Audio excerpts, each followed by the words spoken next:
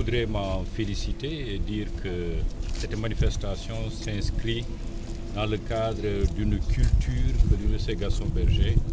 s'est évertuée à construire depuis sa création, qui est une culture de performance et d'excellence. Évidemment, parmi les indicateurs dans ces domaines-là, c'est une des missions fondamentales de l'université, à savoir la création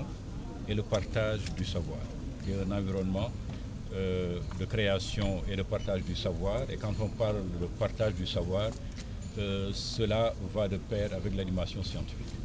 Et c'est dans ce cadre-là qu'il faut inscrire l'organisation de ce colloque international. Comme je l'ai dit, vraiment nous voudrions exprimer notre profonde gratitude aux initiateurs de cette manifestation parce que c'est un grand honneur pour nous d'accueillir cette 12e édition du colloque international sur la recherche en informatique et les mathématiques appliquées. Ce qu'il faut retenir, c'est que lorsque l'on parle de performance et d'excellence, il faut toujours pouvoir le mesurer. L'Université Gaston Berger, il faut le dire et nous sommes fiers de le dire, hein, c'est pas pour se jeter des fleurs parce que c'est des efforts constants, il ne faut jamais baisser la garde, mais lorsque vous avez le privilège d'accueillir des manifestations de ce genre, vous avez pratiquement tous les continents qui sont représentés avec des sommités dans le domaine de l'informatique et des mathématiques pour réfléchir pendant un certain nombre de jours. On vous a parlé des critères de sélection, ne serait-ce que pour les papiers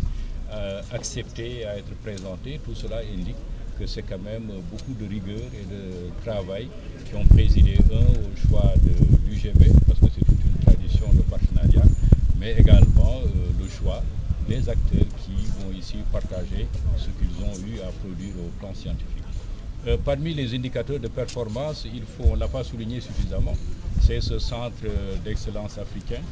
en mathématiques appliquées, en technologie de l'information et de la communication. Là aussi, c'était un appel d'offres internationales avec une sélection rigoureuse et l'Université Gaston Berger, en partenariat avec les universités sénégalaises et d'autres universités aussi africaines et internationales, a été sélectionnée pour servir de pôle. Et c'est un financement très important de plusieurs milliards, près de 8 millions de dollars, qui vont permettre d'améliorer l'environnement de recherche